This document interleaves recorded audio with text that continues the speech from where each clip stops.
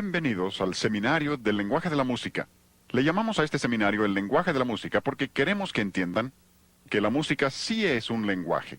Cuenta con todos los elementos de un lenguaje. Tiene su gramática, sintaxis, tiene comunicación y tiene significado. Ahora, el significado es abstracto, no concreto, por eso es que algunos se confunden en este punto. Pero sí es un lenguaje. Y en estas sesiones les vamos a mostrar que la escritura enseña esto, que hay lenguaje en la música. Incluso es una de las ilustraciones que usa la Biblia. Y además de los musicólogos, en el campo de la psicología de la música, y particularmente los que estudian la sociología de la música, reconocen el hecho, y todos están de acuerdo, en que la música es un lenguaje. Y si podemos entender el lenguaje, podremos tener discernimiento en el campo de la música, porque nada puede conocerse de la verdad aparte del lenguaje. Esa es una aseveración de un gran filósofo, y él reconoce el hecho de que si no nos ponemos de acuerdo respecto a los términos de nuestro lenguaje, si no estamos de acuerdo sobre los significados de nuestras palabras, no habrá comunicación entre nosotros. Así que si no entendemos lo que se está diciendo en ese lenguaje, no habrá una comunicación correcta. Así que es importante que entendamos que la música es un lenguaje y debemos saber cuáles son los elementos de ese lenguaje si vamos a entender la música. Ahora, el seminario se divide en 6 sesiones. La primera sesión que veremos hoy se llama El Dios de la música. ¿La música fue una idea tardía de Dios? ¿O es algo que forma parte permanente de la economía divina? A la segunda sesión le llamamos El mensaje de la música. ¿Qué es lo que se está comunicando? ¿Puede la música comunicar ideas? ¿Puede la música comunicar algo? ¿Y podemos entender lo que la música está comunicando? La tercera sesión se llama el sonido de la música. Si la música comunica, ¿cómo sabemos qué sonidos comunican qué cosa? ¿Podemos entender? ¿Habrá principios que nos muestren cómo debe ordenarse nuestra música? Luego, el mensaje número 4 versará sobre lo que llamamos el evangelio de la música. ¿Se relaciona la teología con la música? Y tenemos ciertos tipos de música. ¿Habrá también ciertos tipos de teología que van con esa música? En el mensaje número 5 hablamos acerca de los efectos de la música. ¿Nos afecta la música? Y si nos afecta, ¿cómo nos afecta? ¿Y qué es lo que nos afecta? Y si entendemos eso, podemos entonces saber qué clase de música debemos tener por los efectos que produce. Y luego en la última sesión, hablaremos acerca del propósito de la música. ¿Para qué nos dio Dios la música? ¿Para qué la tenemos? ¿Cuál es el propósito básico, subyacente, y para qué nos dio Dios la música? Y así completaremos el seminario del lenguaje de la música, y espero que estén presentes en estas 6 sesiones para que aprovechen todo lo que estamos diciendo y tengan el contexto, porque no hay que tener las cosas fuera de contexto. Así es como sabemos también que la música es un lenguaje, tiene contexto. Y si tomas un sonido equivocado y lo pones en el lugar equivocado, lo tienes fuera de contexto. Y mucho de lo que se estudia en la escuela de música es cómo armar ese contexto y saber qué es lo que cabe en cada contexto. Así que espero que no se pierdan ninguna de las 6 sesiones para que tengan el panorama general de lo que Dios nos está diciendo acerca de la música. Queremos usar como lema para nuestro tiempo juntos la palabra de Dios. Y una de las primeras cosas que descubrimos viene de 1 Corintios, capítulo 14, versículo 7. Ahí el apóstol Pablo, y hablando de lenguaje, saben que los capítulos 12 al 14 de 1 Corintios tiene que ver con lenguaje, y Pablo está corrigiendo los abusos ahí en la iglesia de Corinto. Y lo que usa como ilustración en el capítulo 14 es la música. Porque llega al versículo 7 y dice, si la flauta o la cítara, y hablaremos después de lo que significan algunas de las palabras que se usan para esos instrumentos. Pero dice, si no dieren distinción de voces, ¿cómo vas a saber lo que se está comunicando? O sea que Pablo está diciendo, miren, se trata de un lenguaje. Y luego en el versículo 8 continúa y dice, si la trompeta diere sonido incierto, ¿cómo vas a saber lo que debes hacer? Si debes ir a pelear, si te están llamando a levantarte en la mañana, ¿cómo vas a saber si no conoces el lenguaje? Y como veremos más adelante, aún en este pasaje, donde muchas veces hemos pensado que se refiere a la letra, en la mayoría de los casos, se está refiriendo a la música misma. Y dice, si diere un sonido incierto, o sea que si no conoces el lenguaje, ¿cómo vas a saber lo que debes hacer? Así que toda nuestra tesis está fundada en un principio bíblico que se aplica a todas las áreas de la vida. En este seminario solo vamos a aplicarlo al área de la música, pero esto se aplica a toda la vida. Nuestro lema para las 6 sesiones será Efesios 5:10. El versículo dice que tú y yo como creyentes debemos de estar comprobando lo que es agradable al Señor. Vamos a repetir el versículo juntos empezando por la cita. ¿Vamos? Efesios 5:10. Comprobando lo que es agradable al Señor. Observen ahí la palabra comprobando. La palabra comprobando, en este caso, como en muchos otros en la Biblia, significa poner a prueba las cosas. Dios quiere que pongamos a prueba las cosas. Algunos dicen, pues cuando haces eso estás juzgando. No. Juzgar es pronunciar sentencia sobre alguien o algo. Y aunque la Biblia nos pide en ciertos casos que hagamos eso, aquí no se está refiriendo a eso. Aquí se refiere a poner a prueba. Ponemos a prueba casi todo. Supongamos que voy al médico. Me dice que tengo un tumor cerebral y quiere hacerme una cirugía de cerebro. Estando ahí en el quirófano me mira y me dice, hay algo que debes saber antes de comenzar. Le pregunto, ¿qué cosa? Dice, nunca he estudiado medicina, pero amo mucho a la gente. Y le digo, ya me daba temor cuando creía que sabía lo que estaba haciendo. ¿Por qué? Quiero que sea probado, quiero que apruebe. Supongamos que te subes a un avión, se dirige a la pista del aeropuerto para despegar, y se oye la voz del piloto que anuncia, amigos, deben saber algo antes de volar el día de hoy. Te preguntas, ¿qué irá a decir? Y luego oyes que dice, nunca he tomado lecciones de vuelo, ni siquiera he volado antes. Dirás, déjenme bajar. ¿Por qué? Quieres que sea probado, quieres que sepa. ¿Supieron del piloto que llamó a la torre de control? Preguntó, ¿qué hora es? Le contestaron, ¿qué línea es? Dice el piloto, ¿qué importa qué línea es? Solo quiero saber la hora. El controlador le dice, si es American, son las 3 de la tarde. Si es mexicana, son las 15 horas. Si es la línea Patito, la manecilla corta está en el 3 y la larga está en el 12. Veo que algunos de ustedes han volado en esa línea. Tienen sus problemas, ¿no? Pero de nuevo, es que queremos que sean probados. Y esto es lo que dice Dios que tú y yo debemos hacer. Dios dice que nosotros como hijos de Él debemos comprobar lo que es agradable. ¿A quién? A ver, ¿a quién? Al Señor. No es lo que me guste a mí o lo que te guste a ti o a otro. ¿Han observado que todos son expertos en el campo de la música? ¿Se han fijado? No sabrán leer nota, no sabrán cantar, no conocen técnicas correctas, pero yo sé lo que me gusta. ¿Han oído eso, no? Díganme, ¿el hecho de que te guste lo hace bueno? Tienen miedo de contestar, ¿no? No, hay muchas cosas que me gustan, pero las rechazo porque sé que son malas. El asunto no es si me gustan o no. Otros dicen, pues a mí no me gusta. Déjenme hacerles otra pregunta. ¿El hecho de que no te guste lo hace malo? No. Y de nuevo, algunos dicen, pues es que tú te opones a la música rock porque no te gusta. Eso no tiene nada que ver. No me hubiera querido levantar esta mañana. No me gusta levantarme por la mañana, pero me levanté no porque me gustara o no me gustara, sino porque sabía que era lo correcto. Otros dicen, pues para mí es de tanta bendición. Y piensan que con eso ya te acorralaron. No, a mí me han dicho algunos que les ha sido de bendición Jesucristo superestrella. ¿Eso significa que superestrella sea bueno? No. Ahora yo dudo de su bendición. Pero me refiero a que aun cuando hayan recibido bendición, de alguna manera, accidentalmente a pesar de ello, eso no significa que la obra misma sea buena. Algunos dicen, bueno, es que tú eres viejo y yo soy joven. Es que a ti te gusta la música de viejos porque estás tan viejo. Y no soy tan viejo como aparento. Se le he pasado enfermo. Soy maduro para mi edad.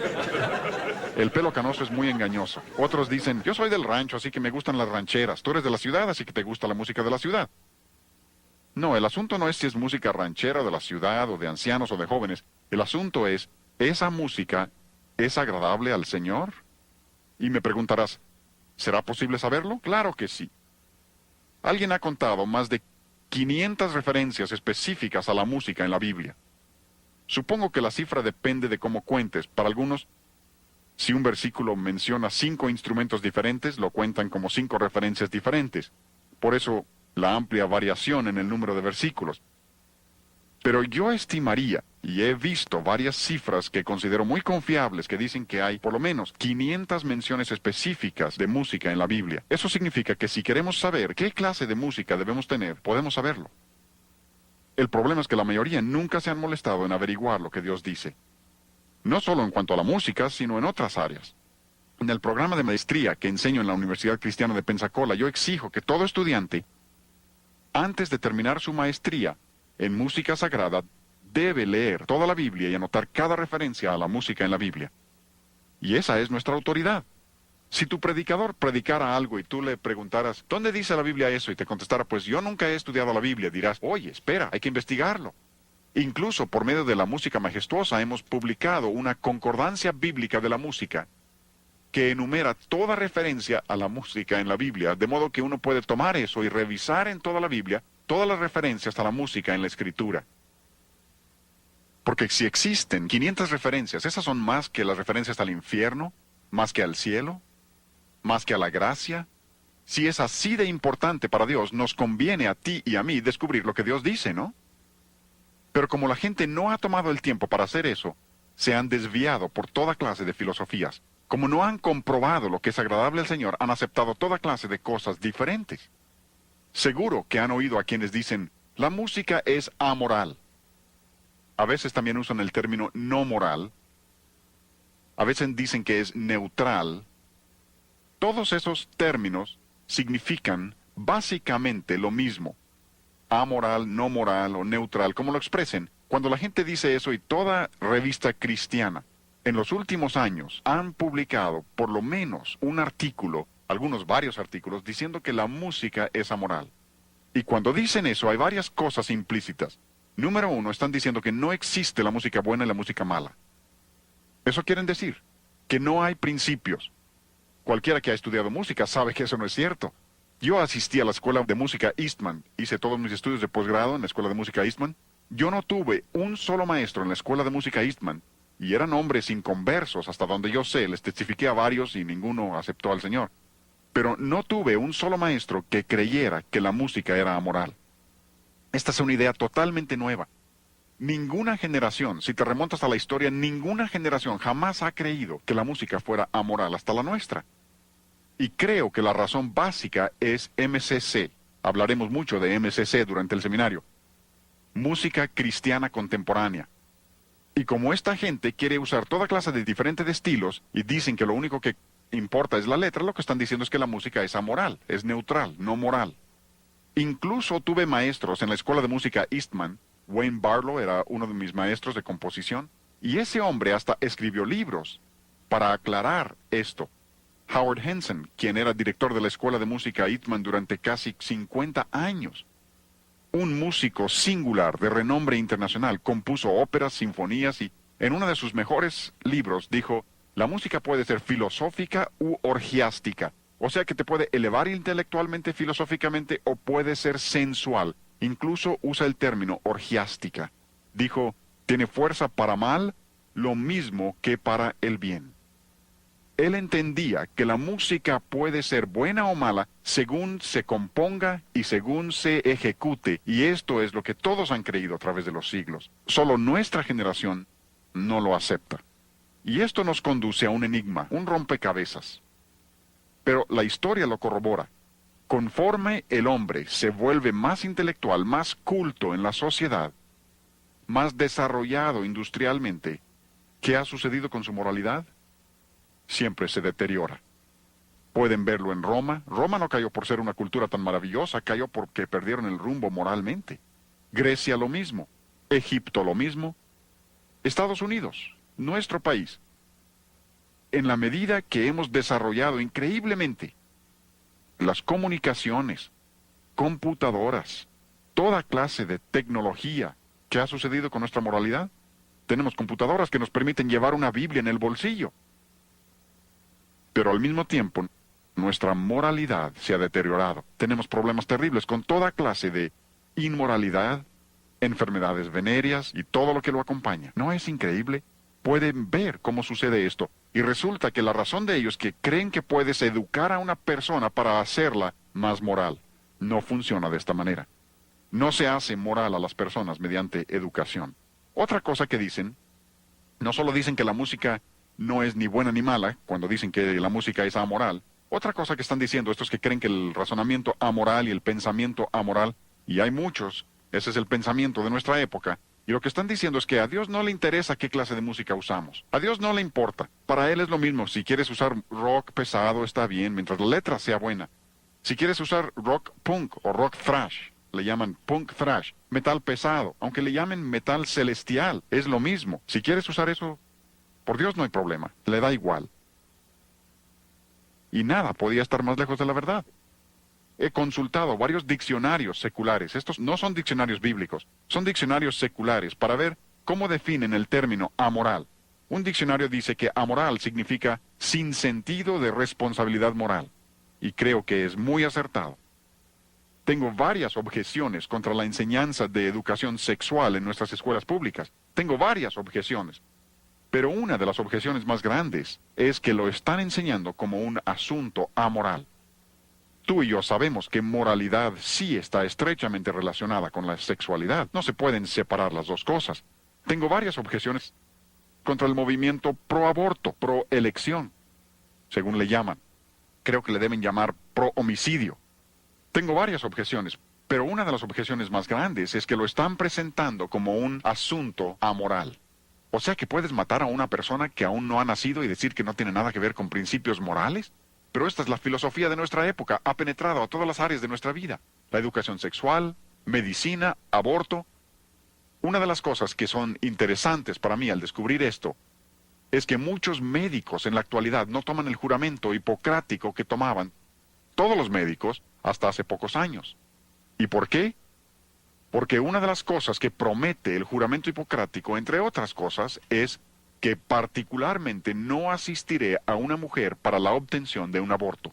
Eso es parte del juramento que hacían los médicos. Con razón, muchos de ellos no la quieren tomar. Y la razón por la que han adoptado esa postura es que, según dicen, es amoral. No es algo que sea afectado por ningún principio moral. ¿Hasta dónde puede llegar la necedad? Ahí es donde los diccionarios son perfectamente acertados. Otro diccionario dice, amoral significa incapaz de distinguir entre lo bueno y lo malo. Y eso también es muy acertado, porque estas personas que hablan de razonamiento amoral y pensamiento amoral, por ejemplo en el campo de la música, los que creen que la música es amoral, y que puedes tener rock o rock pesado o metal pesado, lo que sea, y llamarle cristiano, pronto pierden su sentido de lo bueno y lo malo también.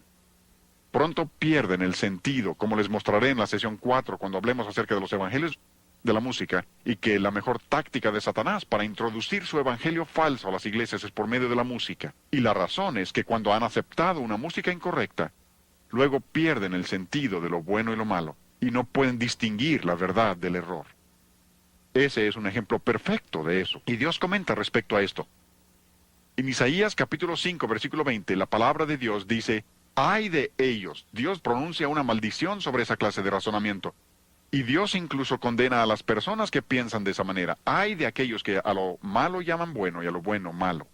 Y luego continúa el versículo y habla de que no pueden distinguir entre lo dulce y lo amargo, y pierden incluso la capacidad para distinguir entre luz y tinieblas, dice Dios. ¿Por qué? Porque han aceptado la idea de que no hay bueno y malo, y han perdido su sentido de responsabilidad moral y de bueno y malo. Este es un libro muy interesante, se llama La clausura de la mente americana, por un hombre que se llama Alan Bloom. Ahora, él es maestro de pensamiento social en la Universidad de Chicago, una excelente escuela cristiana. Saben que no es así. Es una de las escuelas más liberales en el país. Ahora, quiero que entiendan el trasfondo de este hombre. Es maestro de pensamiento social en la Universidad de Chicago. Cuando recién salió su libro, los liberales estaban fascinados, elogiándolo a más no poder. Luego de pronto entendieron lo que estaba diciendo. Y ya no les gustó tanto. Pero él toca varios puntos con mucho acierto. Oigan lo que dice. Bien pudiera ser que la locura más grande de la sociedad le parezca normal a ella misma. Esa es una cita formidable. ¿Ven? Porque el aborto es una locura absoluta. Se nos ponían los pelos de punta cuando leíamos de madres en la India que arrojaban a sus bebés al río Ganges. Nuestro país ha ido mucho más allá. Las últimas cifras que yo vi reportaban que nuestro país en este momento está matando bebés antes de que nazcan a razón de más de 4,000 diarios. 4,000 diarios. Una locura absoluta. Pero si te opones, te meten a la cárcel. Te tachan a ti de loco. Homosexualidad es una locura, un disparate, pero ha llegado a ser aceptado ahora. Recientemente en la ciudad de Nueva York desfilaron más de 500,000 personas promoviendo la homosexualidad, promoviendo esas inclinaciones. ¿Ven? Bien pudiera ser, dice, que la locura más grande de la sociedad le parezca normal a ella misma. Y parte del problema es que nuestros juzgados ahora operan sobre las opiniones de la sociedad, no sobre la ley misma. Están decidiendo sobre la base de lo que es normal y aceptado entre la sociedad y la cultura. Y esa no es ninguna base. Observen además aquí, particularmente los padres, ustedes necesitan tomar nota de esto. Dice, la televisión en comparación con la música, ahora, no está menospreciando los efectos de la televisión. Reconoce los efectos tremendos que puede tener la televisión, pero dice, si lo comparas con la música, juega un papel comparativamente pequeño en la formación del carácter y los gustos. Recuerden que este es un maestro de pensamiento social en la Universidad de Chicago, no es un predicador. Y no está menospreciando la televisión, pero dice que si comparas eso con la música, ¿quieres desarrollar el carácter y los gustos de los jóvenes en el sentido correcto? Dice, no se preocupen únicamente por la televisión, fíjense en la música que están escuchando, porque tendrá un efecto aún mayor. Y luego habla muy específicamente, y no voy a ser tan específico en estos seminarios, pero su libro dice con mucha claridad, la música rock apela a un solo factor, la apelación barbárica al deseo sexual. Él abiertamente reconoce, como casi todos en el campo del rock secular, que su música es la música de la sensualidad, solo que ellos no le ven nada de malo a eso, pero nosotros como cristianos sí debemos verlo. Luego continúa y dice, los jóvenes saben esto perfectamente, aun cuando sus padres no. O sea que la juventud entiende lo que está sucediendo, aun cuando los padres frecuentemente son engañados. Me gusta este libro, me gusta su título, se llama Matándonos de deleites. Neil Postman es maestro de artes y ciencias de la comunicación en la Universidad de Nueva York. Y repito, que quiero que vean su trasfondo, ¿sí? Pienso que pudiera tener un trasfondo cristiano, pero no da evidencias de que entienda principios cristianos, aun cuando creo que tiene un trasfondo cristiano. Pero él dice cosas muy interesantes en su libro, lo citaremos en varias ocasiones durante este seminario. Dice, sostener que la tecnología, o la música en este caso, es neutral, no moral, amoral, es una ridiculez pura y simple. No podría haberlo dicho mejor yo mismo. Lo que está diciendo es que el medio, como dice Marcia McLuhan, el medio es el mensaje. Está diciendo que no se puede separar el medio del mensaje. Y lo demostraremos eso en varias de las sesiones para comprobar que eso es cierto. No se pueden separar las dos cosas. La manera de decir algo determina en gran medida lo que significa. Y él dice, no se puede separar la tecnología, y aquí está hablando de la televisión en particular, y ese es el ejemplo que usan la mayoría de los de la música cristiana contemporánea. Usan la televisión como ilustración para decir que lo que importa es únicamente la letra. Pero aún este hombre reconoce que la televisión, que es un objeto neutral, no es un objeto viviente, como lo es la música. Pero dice que aún la televisión no se puede considerar neutral o no moral. Lo interesante, y esto es algo que sé que la Biblia lo dice, y sé que es absolutamente cierto, pero me cuesta trabajo aceptarlo. ¿Tienes cosas así? Sabes que son ciertas, y la Biblia lo dice, pero es difícil. Cuando Jesús dijo en Lucas 16 que los hijos de este siglo son más sagaces que los hijos de la luz, yo digo, no debe ser así. Los cristianos que tenemos la palabra de Dios, tenemos al Espíritu Santo para guiarnos, debemos entender mucho más que el mundo, ¿no? Pero con frecuencia vemos que el mundo entiende cosas que aún algunos cristianos se niegan a aceptar. Por eso citamos a tantos de estas personas en el seminario para demostrar que aún el mundo acepta estas cosas y las entiende. Este es un libro muy interesante por un inglés que se llama David Tame. De nuevo, creo que este hombre entiende principios cristianos, pero es un escritor secular. Ha escrito un libro que se llama El poder secreto de la música. Menciono este libro porque particularmente tantas personas me preguntan, ¿usted se opone a la música rock? ¿Se opone a alguno de los compositores y su estilo de vida? ¿Y qué de Beethoven? Y Mozart, y Haydn, y estos hombres. Muchos de ellos no eran cristianos y no vivieron como debían y aceptas la música de ellos. ¿Por qué? David Tame da la mejor respuesta que yo he visto. En su libro, él analiza todo el trasfondo, pero dice, el concepto de que la música afecta el carácter fue la gran fuerza que inspiró la vida de los grandes compositores. Y es que todos los compositores del pasado, aun cuando no hayan sido todo lo que debían ser en su vida personal, buscaban elevar a las personas y ayudarles con su música. Es por eso que pasaron años estudiando el arte de la música.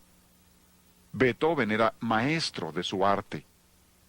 Tenemos incluso algunos de los ejercicios de las composiciones de Haydn y se ve su desarrollo como músico. Pasó años de su vida desarrollando el arte porque consideraba que podía afectar el carácter y ayudar a la gente y elevarla.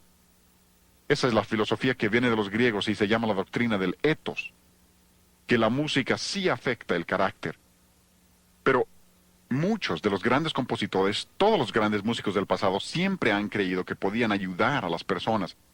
Es como un médico, vas al médico y te dice que tienes apendicitis, quiere quitarte tu apéndice. Le preguntas, doctor, ¿es usted cristiano? Dice, no, entonces no me dejo operar. Eso sería una locura. Ahora, yo prefiero al médico cristiano si es posible, pero no siempre es posible encontrar uno. Pero si es fiel al juramento hipocrático, hará lo mejor que puede hacer por mí. Y de todas maneras, solo Dios puede sanarme. Confiaré en él en el campo de la medicina. Posiblemente sea mal hablado, fumador, toda clase de cosas. Y no confío en él en esas áreas, pero sí confío en el área de la medicina. Pueden confiar en Beethoven, Haydn, Mozart, en el campo de la música porque son expertos e intentan elevar a las personas. A veces incluso le llaman una experiencia espiritual. No entienden lo que es una verdadera experiencia espiritual. Cuando yo tocaba con orquestas sinfónicas hace años, tocábamos, por ejemplo, la 9ª Sinfonía de Beethoven, y algunos de los músicos decían, ¡qué maravillosa experiencia espiritual! Yo siempre diría, no, era elevador, pero no espiritual, porque la espiritualidad únicamente viene por Jesucristo y su palabra, no viene por medio de la música. Pero todos los compositores del pasado han reconocido el enorme poder de la música. Continúa y cita a Aristóteles. Si uno escucha música mala, tiende a ser una persona mala. Si escucha música buena, tiende a ser una persona buena. ¿Ven? A través de los siglos los hombres han pensado así. Aristóteles creía esto, Pitágoras lo creía. Podríamos enumerar un sinfín de hombres del pasado que entienden que la música sí afecta el carácter. De nuevo, lo que estamos diciendo, y queremos repetirlo juntos, es Efesios 5:10, comprobando lo que es agradable al Señor.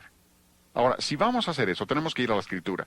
Así que vamos a 3 versículos que quiero que escriban, porque quiero que recuerden estos. Estos son de enorme importancia. Esto será fundamental para todo lo demás que digamos en el seminario. Y si entienden lo que estamos diciendo aquí, habrán adelantado mucho en el desarrollo del discernimiento en el área de la música. Quiero darles 3 versículos que nos enseñan 3 cosas acerca de Dios, y los 3 versículos dicen básicamente lo mismo. Y como dijimos antes, siempre que Dios repite algo es con un propósito. A ti y a mí se nos acaban las palabras. Cuando alguien te pregunta, qué gusto verte, ¿cómo estás? Realmente no quieres que te cuente. Si te empieza a contar del dedo que le duele y de sus caries, realmente no quería saber eso, solo es una manera de saludar. Pero Dios no hace eso. Cuando Dios repite algo es con un propósito. Y Dios repite esto 3 veces. La primera vez está en Éxodo, en el primer canto que la Biblia contiene, Éxodo 15:2. Eso está en los libros históricos. Si pasamos a los libros poéticos, en el Salmo 118:14 encontraremos la misma verdad. El segundo grupo importante del Antiguo Testamento, la misma verdad. Si pasamos a los libros proféticos, el tercer grupo importante, en Isaías 12:2, encontraremos la misma verdad. Y para mí es interesante, además, que Dios enseñe esto en las 3 secciones importantes del Antiguo Testamento. Y uno de los lugares es el más interesante que les mostraré en un momento. Pero los 3 versículos dicen lo siguiente, de una manera u otra. Jehová, se refiere al Señor, Yahvé, Jehová es mi fortaleza y mi cántico, y ha sido mi salvación. Estos versículos nos enseñan 3 cosas acerca de Dios. Primero, estos versículos dicen que Dios, el Señor, es nuestra fortaleza. Él no solo nos da fortaleza como cristianos, Dios es nuestra fortaleza. ¿Entienden eso? Jesús lo dijo de esta manera. En Juan capítulo 15 dice, yo soy la vid, vosotros sois los pámpanos.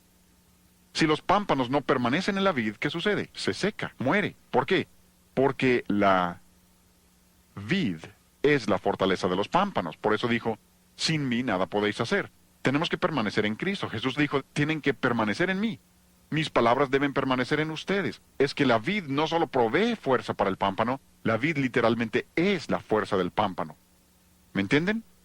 Dios es nuestra fortaleza, ¿sí? Voy a pasar a lo tercero, regresaré a lo segundo en un momento. También dice, Él es nuestra salvación. Y creo que aquí cambia un poco la sintaxis. Porque de una manera muy singular, por medio de la encarnación, Jesucristo ha llegado a ser salvación para nosotros. La salvación no está en una iglesia, la salvación no está en un credo, la salvación no está en una religión.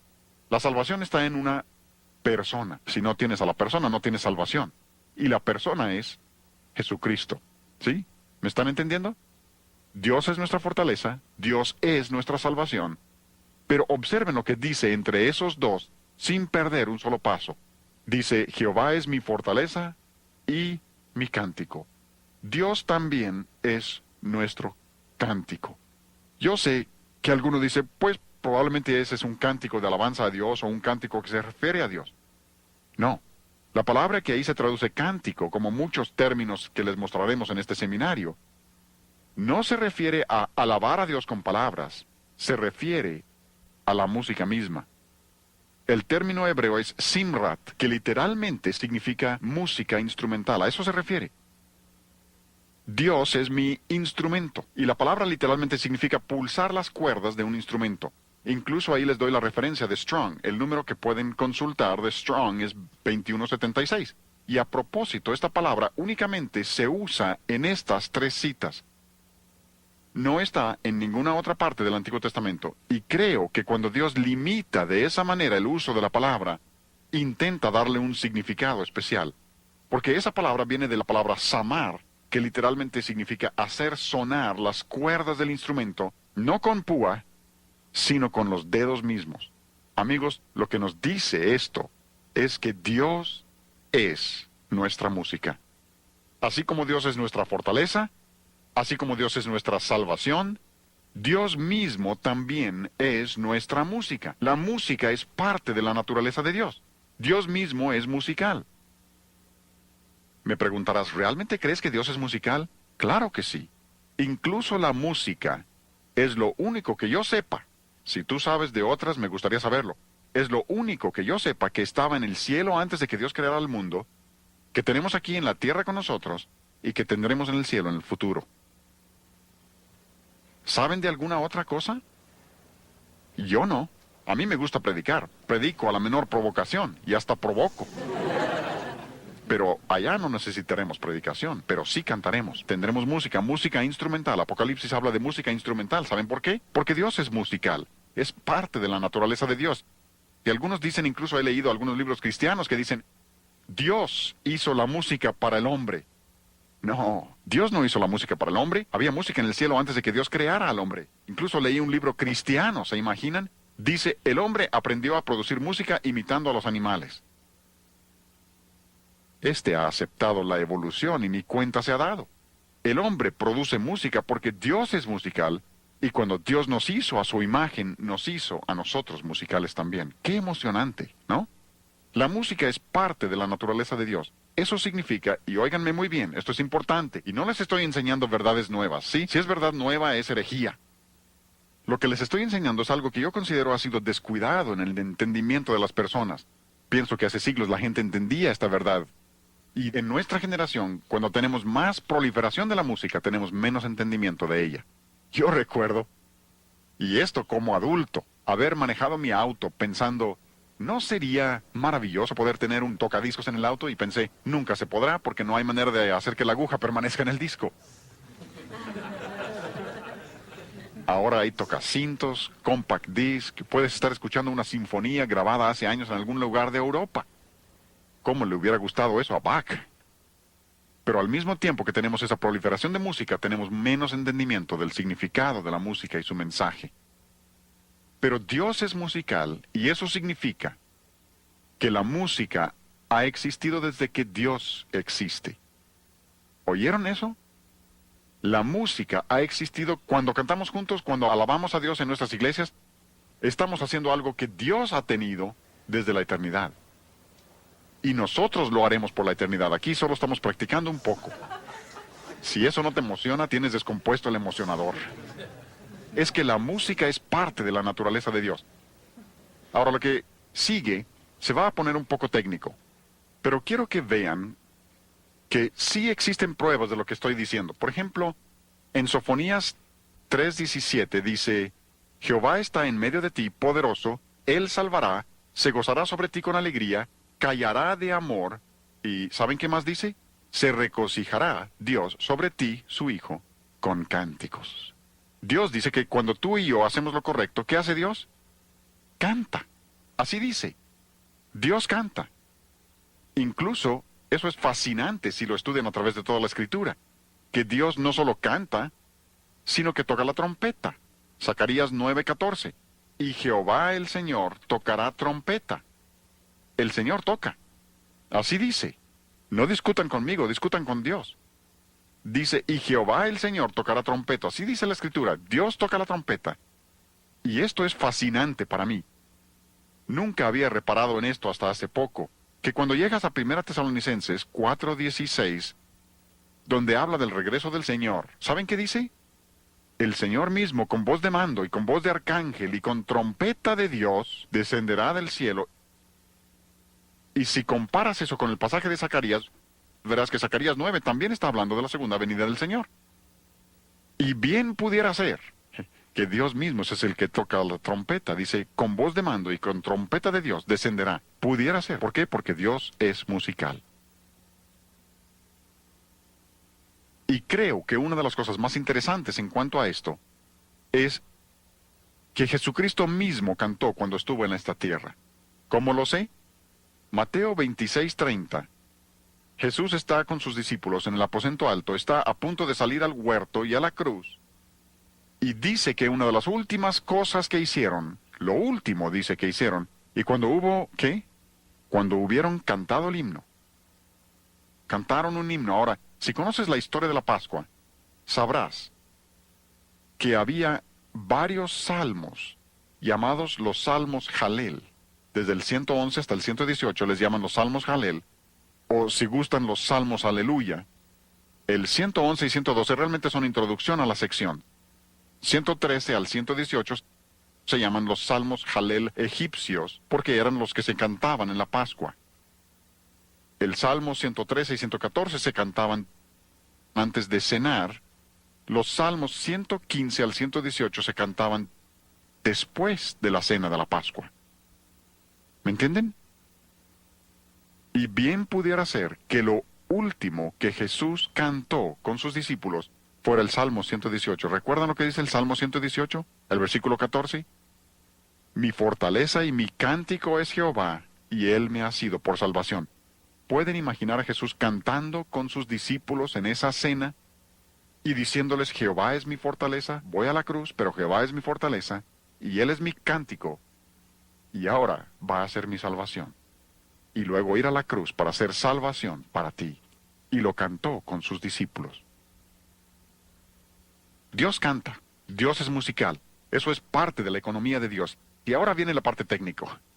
Llegamos a la serie de sobretonos. Ahora, la serie de sobretonos es muy interesante. Y voy a pasar acá al piano para mostrarles esto. Me llevo esto. Y aquí en el piano les mostraré esto, porque tienen en la serie de sobretonos, y esto ha sido reconocido desde hace muchos años, tienen varias notas. Lo que estoy tocando en este momento se llama do bajo. No es el do más bajo del piano, pero se llama do bajo.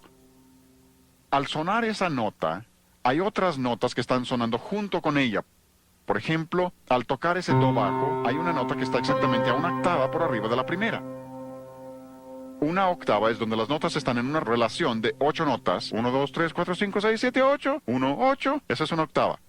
Así que esas dos notas están a una octava de distancia. Por eso dos notas a una octava de una de la otra, sean graves o agudas, donde estén, si están a una octava, la relación de sus frecuencias siempre es de 2 a 1.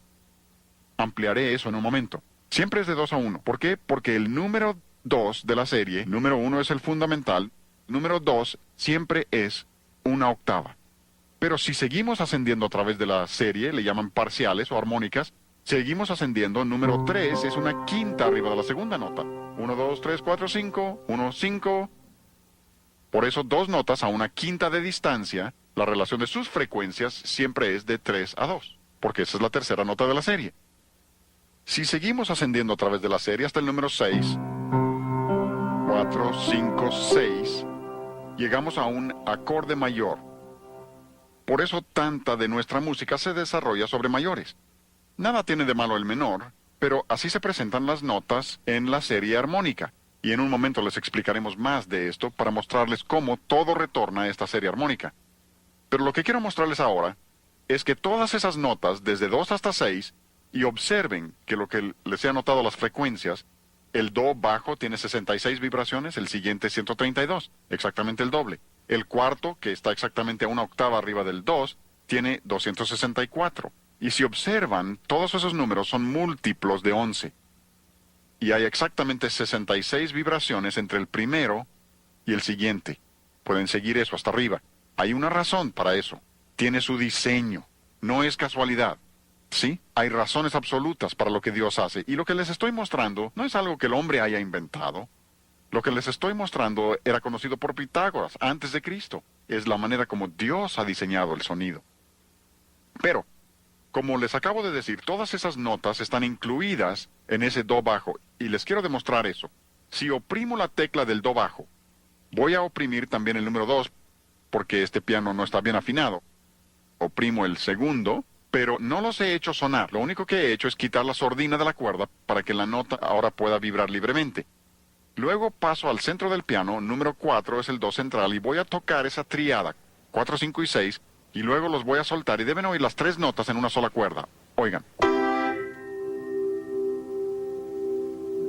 ¿Lo oyen? Ahí que se oye muy claro.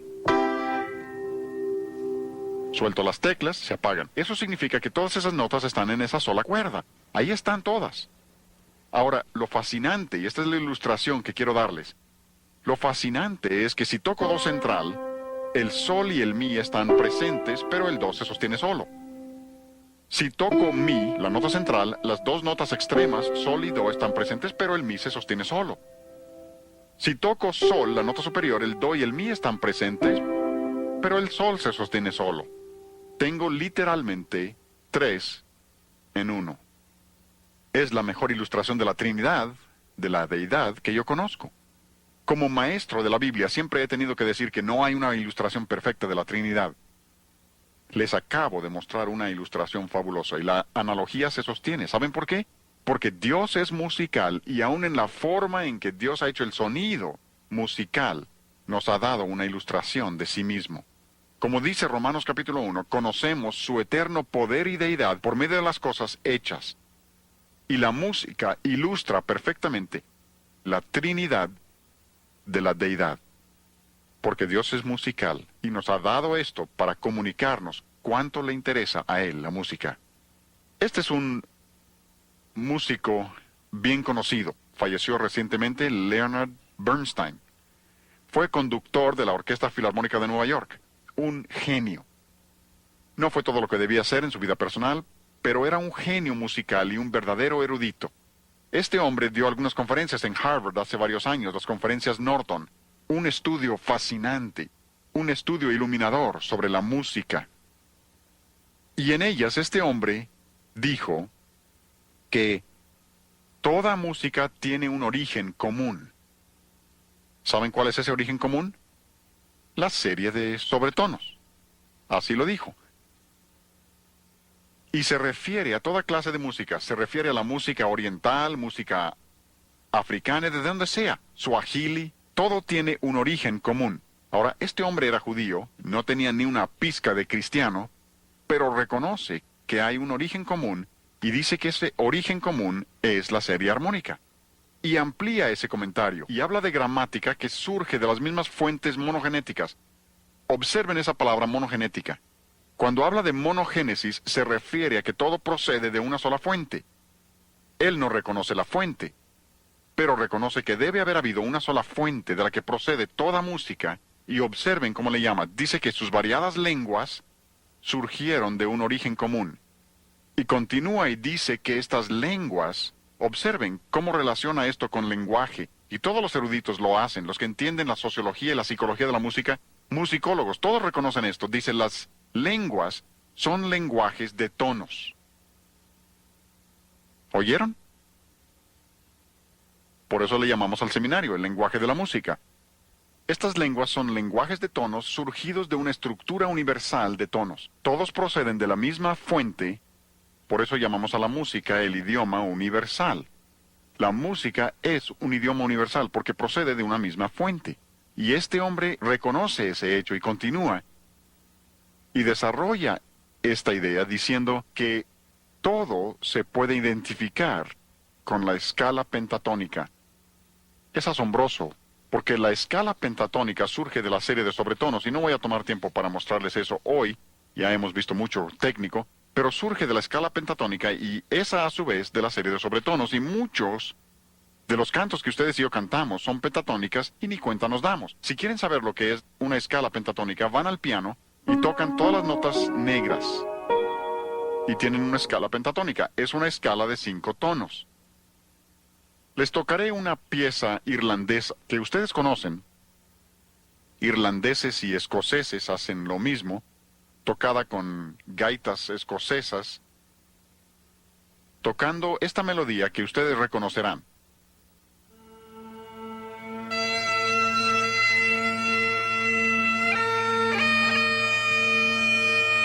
¿Ya lo reconocieron?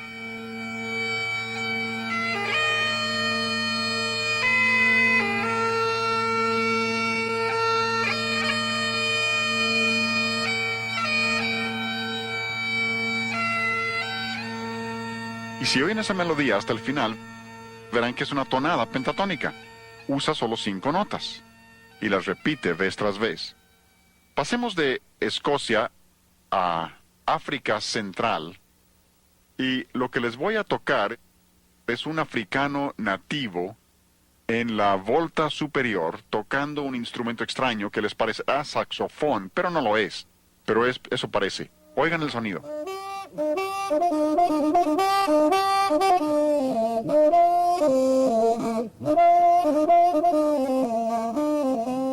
De nuevo, observan, tienen la escala pentatónica, incluso son las mismas notas del primer ejemplo, las mismísimas notas.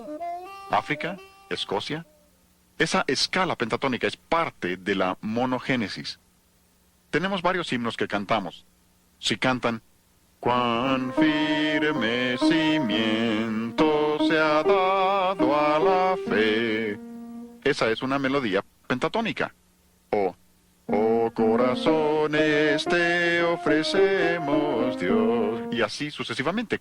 ¿Cuántos cantos que conocemos? Lo mismo que en cualquier país, descubrirán que muchas de las melodías originales, los nativos de ese país, proceden directamente de la escala pentatónica. ¿Por qué? Porque hay una sola fuente. Ahora, el señor Bernstein dice que su desarrollo se llevó 10 millones de años. Es asombroso. Eruditos que son y pierden el camino cuando aceptan la evolución.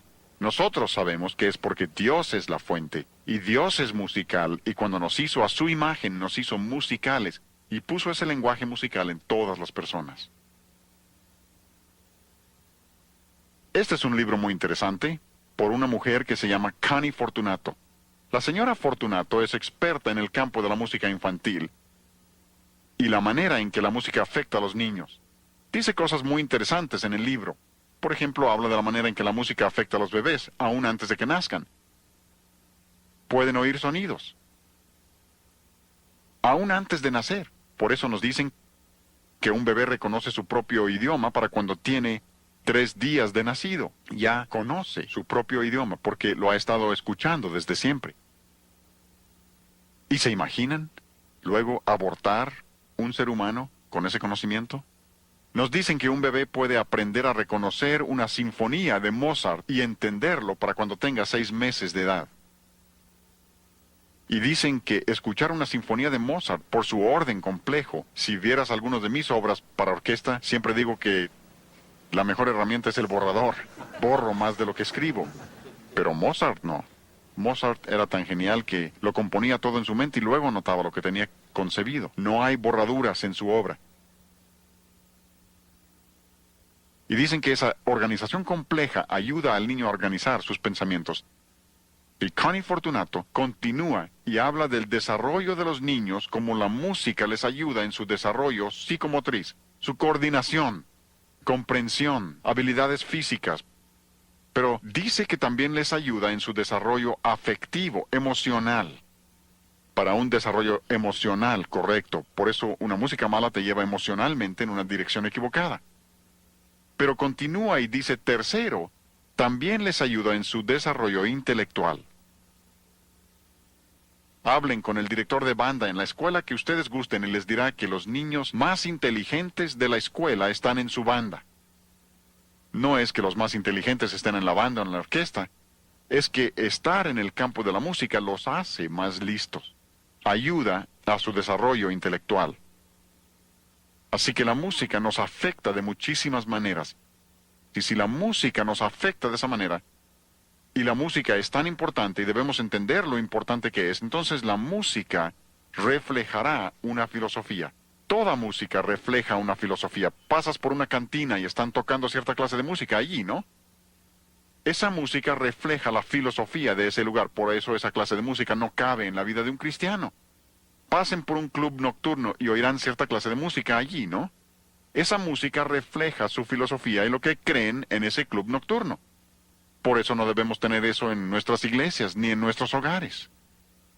Muchas difusoras cristianas, no todas, muchas han tomado ese sonido de club nocturno y lo han introducido a nuestros hogares, enseñando a nuestros jóvenes a familiarizarse con ello y a disfrutarlo.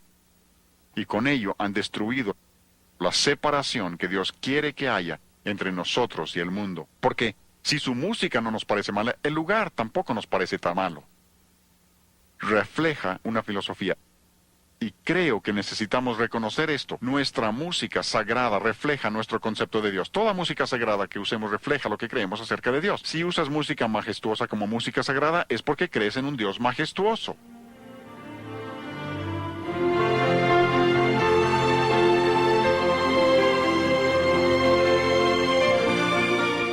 Ahí tenemos una orquesta de cuerdas tocando Santo, Santo, Santo. Observen la majestuosidad de la música porque está pintando un cuadro, si ustedes gustan, y mostrando que si creemos que Dios es majestuoso, nuestra música también debe ser majestuosa.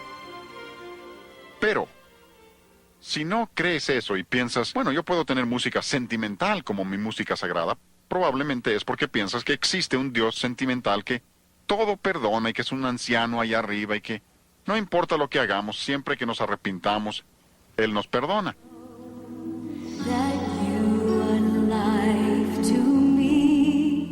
Oyen el son de club nocturno, mundano, velado, sensual, que usaría un cantante de club nocturno, y se supone que esa es música sagrada, es puro sentimentalismo, o peor, sentimental. Pero podemos ir más allá. Si tienes música pop como tu música sagrada, es porque crees en un Dios pop.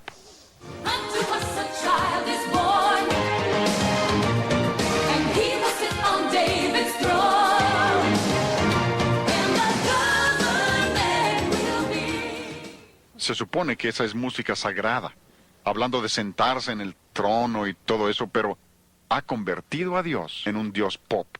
El estilo popular de la música, y hablaremos más de esto luego, el estilo popular revela lo que estas personas creen acerca de Dios, y no es un concepto nada bíblico.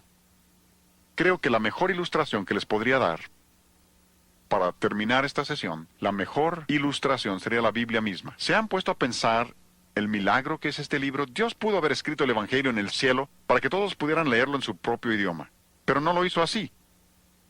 Pudo haber puesto un par de bocinas para que todos oyeran en su propio idioma, pero no lo hizo así tampoco.